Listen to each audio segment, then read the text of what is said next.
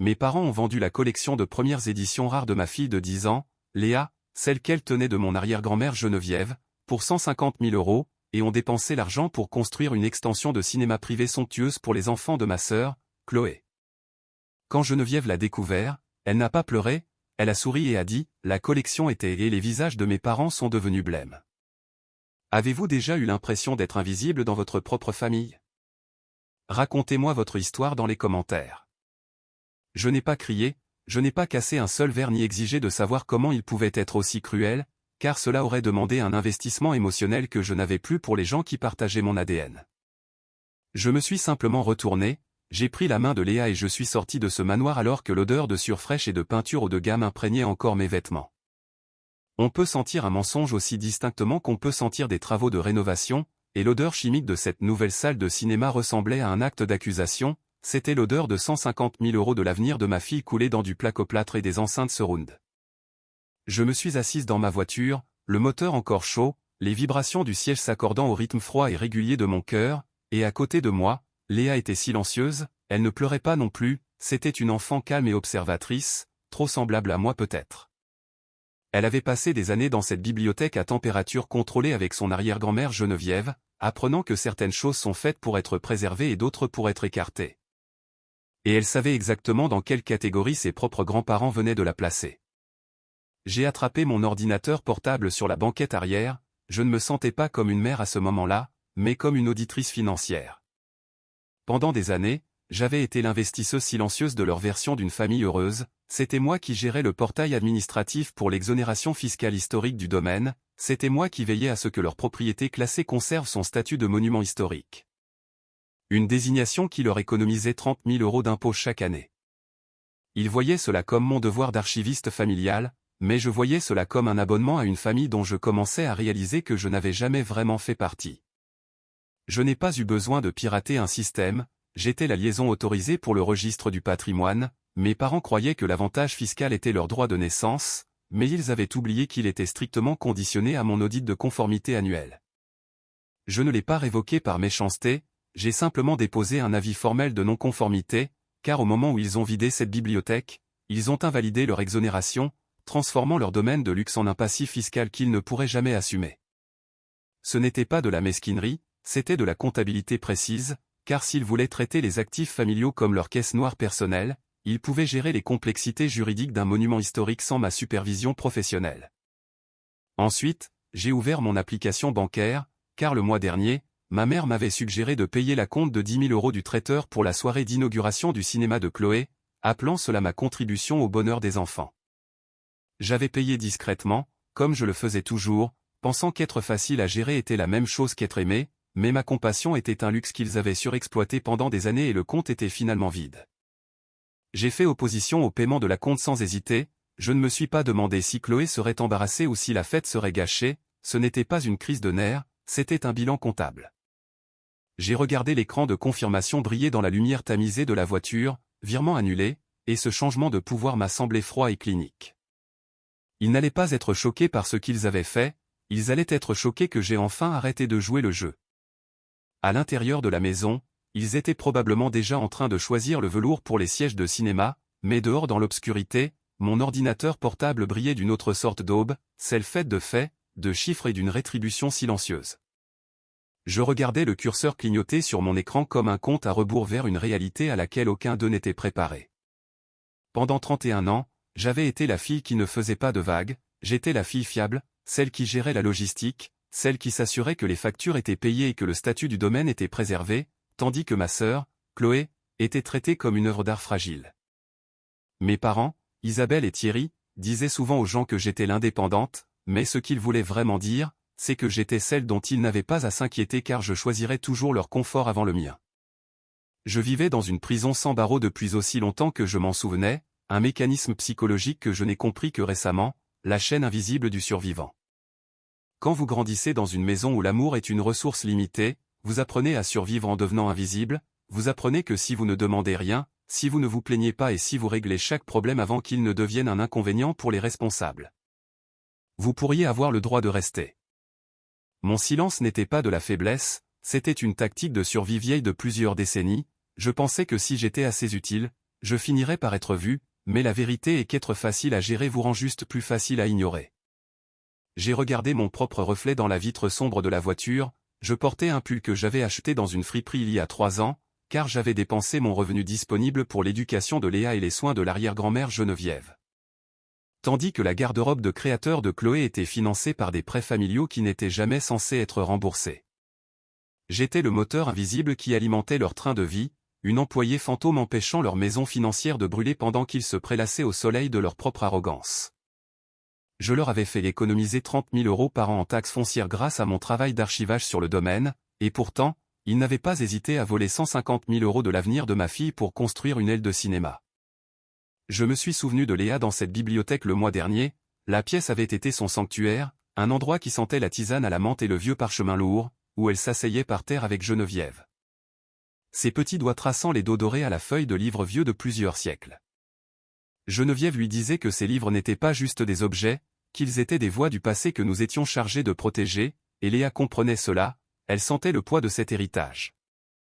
Pour elle, cette bibliothèque était la promesse qu'elle appartenait à quelque chose de plus grand qu'elle-même, mais maintenant, ce sanctuaire avait été vidé pour faire place à un home cinéma. Mes parents avaient regardé ces voix du passé et n'avaient vu que du papier qui pouvait être liquidé pour des enceintes surround, ils n'avaient pas seulement vendu une collection, ils avaient incinéré le seul endroit où ma fille se sentait vraiment en sécurité. Ils supposaient que je resterais silencieuse parce que je l'avais toujours été, ils pensaient que les chaînes de ma survie me maintiendraient en place, mais ils n'avaient pas réalisé qu'en ciblant Léa, ils avaient brisé le mécanisme même qui me rendait docile. Le contrat interne qui me liait à leur caprice avait été déchiqueté, ne laissant rien d'autre que la cendre froide de mon ancienne loyauté. Les barreaux invisibles avaient disparu et pour la première fois de ma vie, je ne cherchais pas à être utile, je cherchais à être entendu. Mon téléphone n'a pas seulement sonné, il a vibré du poids du déni de ma mère. Isabelle m'a appelé 6 fois avant que je ne décroche finalement, sa voix légère et polie comme si elle discutait des compositions florales pour un gala au lieu du vol de l'héritage de ma fille. « Sophie, chérie, tu es trop sensible », a-t-elle dit avec ce ton condescendant familier, m'expliquant que Léa n'avait que 10 ans et qu'elle pouvait lire des copies numériques de ses livres tout aussi facilement. Pour elle, 150 000 € d'histoire n'était que du papier prenant la poussière dans une pièce qui pourrait être mieux utilisée pour le divertissement. Puis il y a eu Chloé, ma sœur n'a même pas pris la peine d'appeler, elle a préféré se donner en spectacle pour son public, car j'ai ouvert Instagram pour trouver un nouveau réel qu'elle avait posté moins d'1 heure après notre départ. Elle était là, tourbillonnant au milieu de la bibliothèque vidée, le ruban de masquage bleu la cadrant comme un décor de scène, utilisant un filtre scintillant qui donnait à l'assure de la construction l'apparence de paillettes tombantes. Avec pour légende, on enlève la poussière pour faire place aux étoiles, suivi d'un emoji cœur et d'une série de hashtags sur la vie de luxe et la famille avant tout. Ils n'étaient pas seulement sans remords, ils étaient triomphants, ils considéraient la liquidation de l'avenir de Léa comme une simple réallocation des actifs familiaux, un sacrifice nécessaire pour le confort des véritables personnages principaux. J'ai réalisé alors que la dette de leur arrogance avait largement dépassé les limites de ma grâce, et j'avais fini de subventionner leur cruauté, alors j'ai cessé d'être une fille facile à gérer pour devenir l'archiviste que j'avais été formé à être.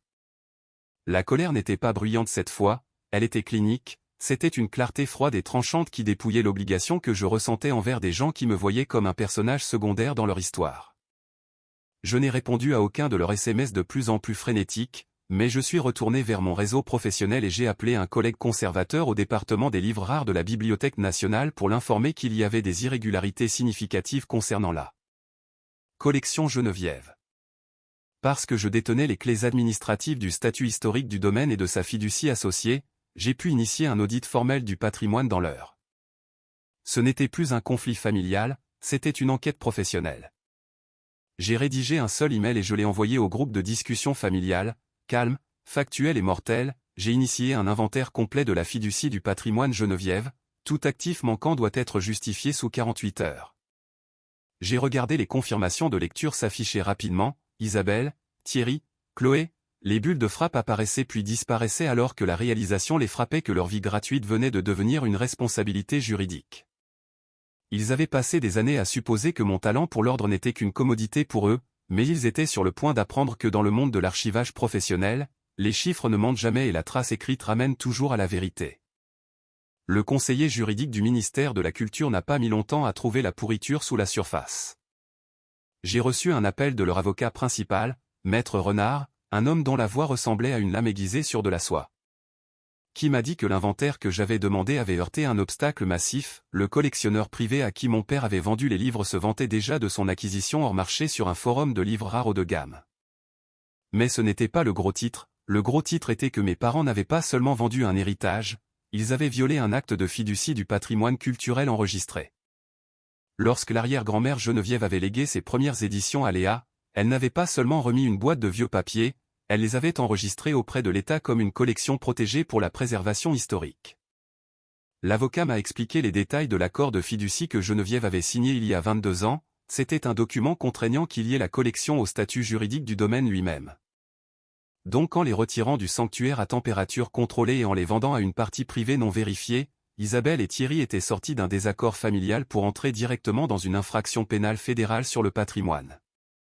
J'ai écouté l'avocat expliquer les statuts, mon visage un masque de calme archivistique, il a dit que l'institution était légalement obligée de signaler l'abus de confiance, ce n'était plus une question de sentiments blessés, c'était une question de loi. L'avis d'enquête a été rédigé avant même la fin de l'appel. Geneviève savait quel genre de personne elle avait élevé, elle avait anticipé leur cupidité des décennies avant même qu'ils ne la ressentent. La bibliothèque n'était pas juste une pièce, c'était un piège juridique pour quiconque valorisait des enceintes Sauron plus que la préservation d'un héritage. Juste au moment où je raccrochais, une notification a sonné sur mon téléphone, c'était une invitation numérique de Chloé, dégoulinante d'accent doré et d'arrogance artificielle, vous êtes invité à la grande révélation du cinéma privé des Martins. L'événement était prévu pour samedi soir à 19 h. Ma mère avait même ajouté une note privée, s'il te plaît, sois assez adulte pour venir, mettons les désagréments derrière nous pour le bien de l'image de la famille.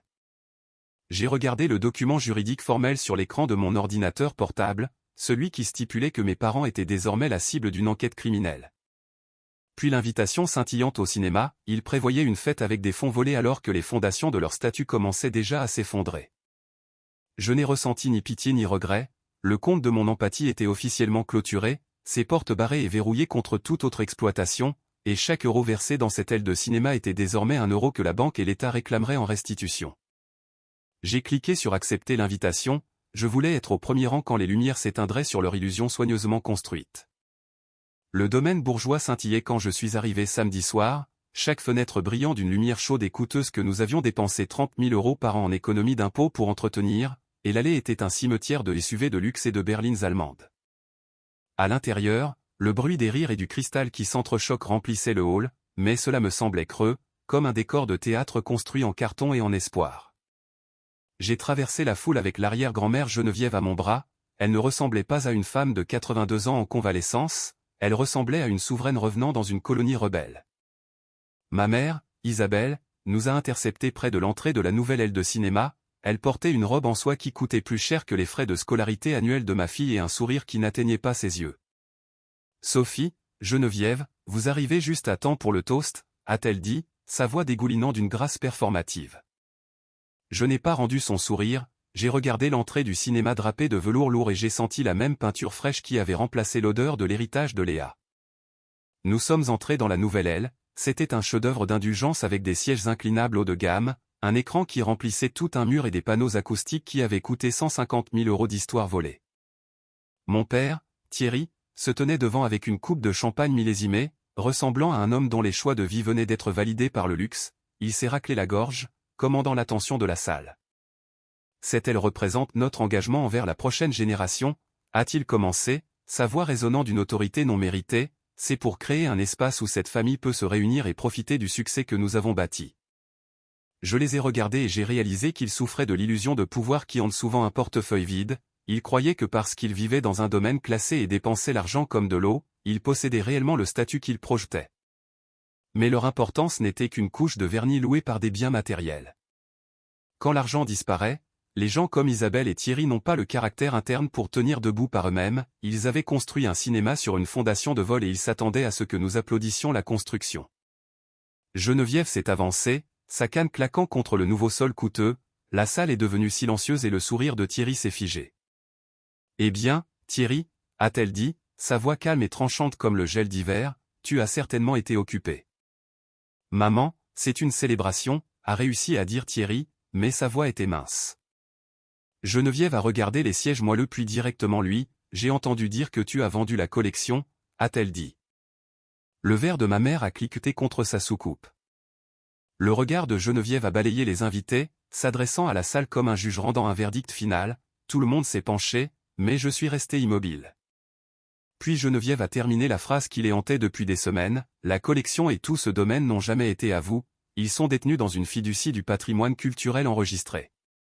Pendant 31 ans, vous avez confondu votre statut de syndic avec un véritable titre de propriété. On vous a accordé un usufruit conditionnel, un droit de rester seulement tant que vous gardiez cet héritage, mais en vendant les actifs, vous avez déclenché la dissolution automatique de votre occupation.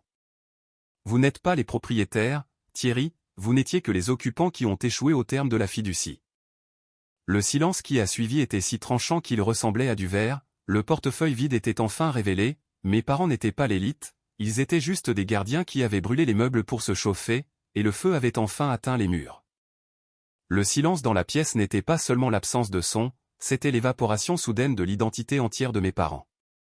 J'ai vu la couleur quitter le visage de Thierry, prenant une teinte de gris assortie au sol en ardoise coûteux qu'il avait installé avec de l'argent qui ne lui appartenait pas.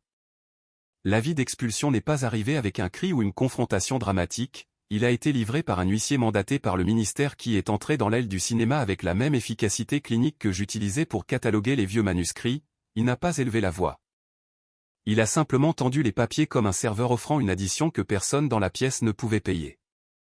60 jours, maître Renard, l'avocat, a dit calmement alors que ma mère reculait comme si les documents étaient toxiques.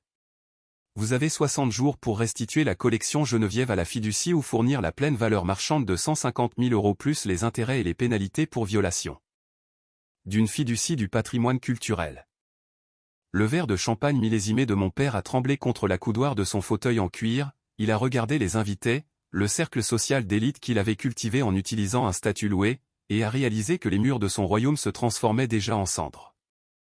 La fête de révélation du cinéma ne s'est pas terminée par un toast, elle s'est terminée par un exode massif, les rires sont morts au milieu des phrases et les conversations se sont évaporées alors que les gens qui étaient impatients de profiter du luxe quelques instants auparavant se sont soudainement souvenus qu'ils avaient ailleurs où aller. Ils ont vu l'enquête pénale sur le patrimoine pour ce qu'elle était, un diagnostic terminal pour la réputation de la famille.